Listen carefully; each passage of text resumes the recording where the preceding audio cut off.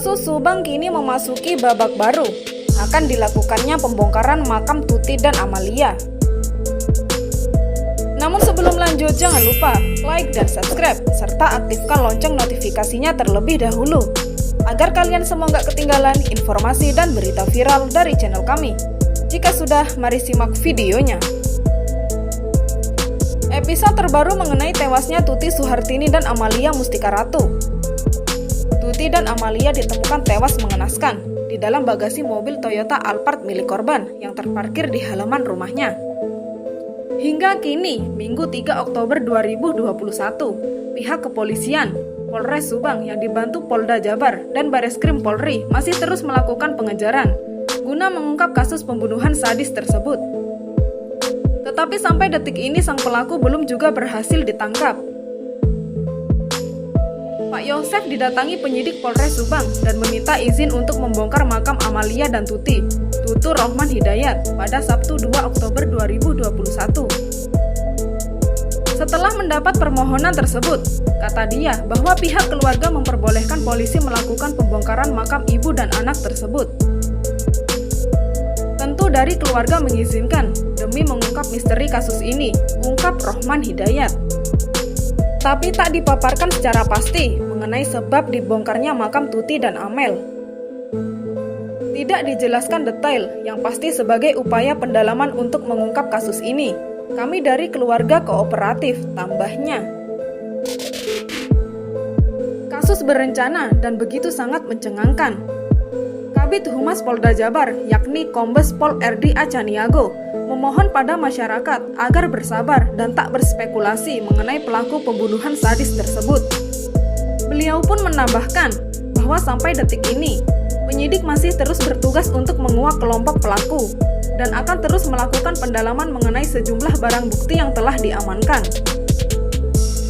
Biarkan rekan-rekan penyidik untuk bekerja. Saat ini penyidik tengah melakukan pendalaman terkait masalah pembuktian secara konvensional, mulai dari olah TKP, kemudian mengarah kepada ditemukan beberapa hal-hal yang dicurigai, baik melalui rekaman CCTV maupun yang lain, ungkapnya. Dia pun mengatakan bahwa penyidik tak bisa asal menuduh tanpa bukti yang akurat dalam mengungkap pelakunya. Tentunya membutuhkan waktu. Kita tak bisa semudah itu menuduh orang tanpa kita mempunyai bukti-bukti dan petunjuk, tandasnya. Pihaknya mengaku tidak ada kendala dan tak kesulitan dalam menangani kasus ini. Jadi dirinya pun mengira kalau pelaku melakukan pembunuhan ini dengan kesengajaan. Pada prinsipnya tidak sulit, cuma kita membutuhkan waktu, karena menentukan tersangka itu harus dengan pembuktian. Tapi kita akan upayakan mencari tersangkanya. Ini merupakan suatu kejahatan yang luar biasa, kemungkinan terencana. Kita akan tetap mencoba fokus dalam rangkaian penyelidikan untuk tangkap tersangka, tuturnya. Di samping itu, pemeriksaan yang dilakukan kepada saksi sudah mulai menyudut pada 4 orang saksi, yakni Yosef, Mimin, Yoris, dan juga Danu. Mengenai fakta yang terungkap dalam pemeriksaan keempat saksi itu, rupanya pada 3 hari sebelum kejadian, menurut Yosef, Danu sempat berkunjung ke kediaman Amalia. Hal itu diterangkan oleh Rohman selaku kuasa hukum Yosef. Dan anehnya, saat dikonfirmasi, Danu lantas membantah. Tadi Pak Yosef sempat dikonfrontir dengan Danu, sedikit berkaitan dengan kedatangan Danu pada hari Minggu 15 Agustus. Malam itu sempat dikonfrontir, tadi cuman sebentar dan sudah selesai, ujar Rohman. Seperti yang dijelaskan Rohman, bahwa Yosef sangat meyakini kalau Danu keponakannya tersebut datang pada Minggu malam 3 hari sebelum kejadian tewasnya Tuti dan Amel.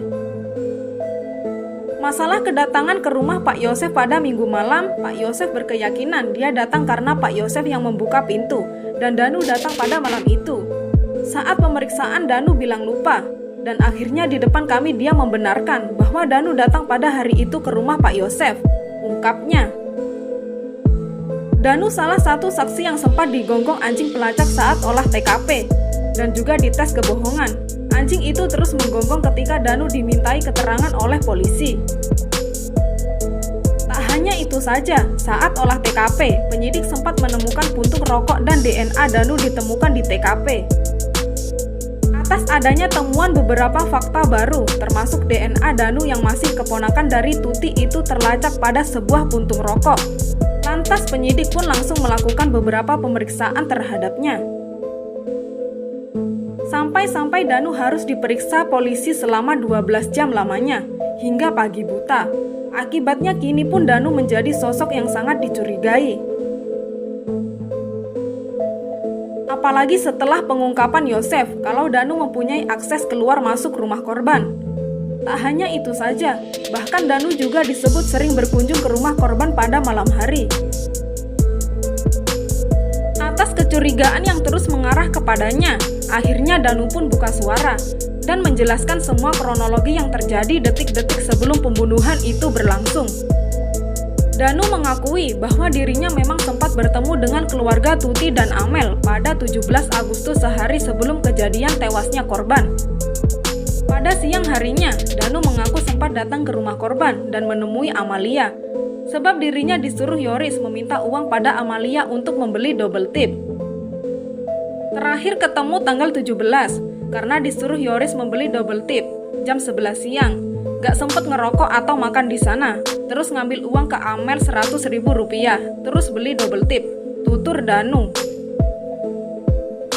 Sesaat kemudian, Danu pun langsung pergi ke Kasomalang, rumah Yoris. Padahal Tuti dan Amel juga ikut pergi ke sana, berkumpul dengan Danu dan keluarga Yoris.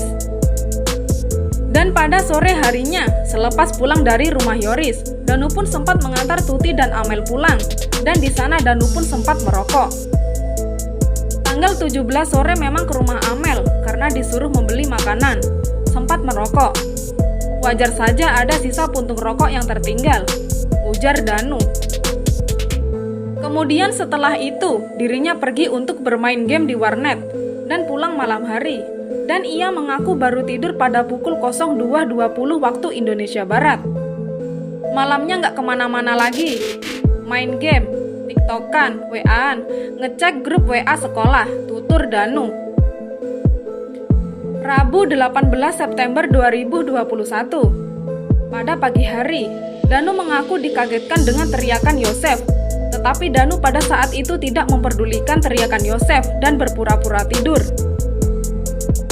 Pagi-pagi tanggal 18-nya Danu lagi tidur, ada yang teriak-teriak pakai motor. Terus samar-samar juga, kayak Pak Yosef. Pura-pura tidur lagi, ujarnya. Tetapi dirinya kembali dikagetkan saat mendengar ucapan Yosef kepada ibunya, saat mengatakan bahwa Tuti dan Amel diculik. Pas mama nyamperin Danu itu rumah acak-acakan, Amel diculik. Danu kaget, gak sempat cuci muka dulu atau sikat gigi, langsung ngeluarin motor langsung ke sana, tandasnya.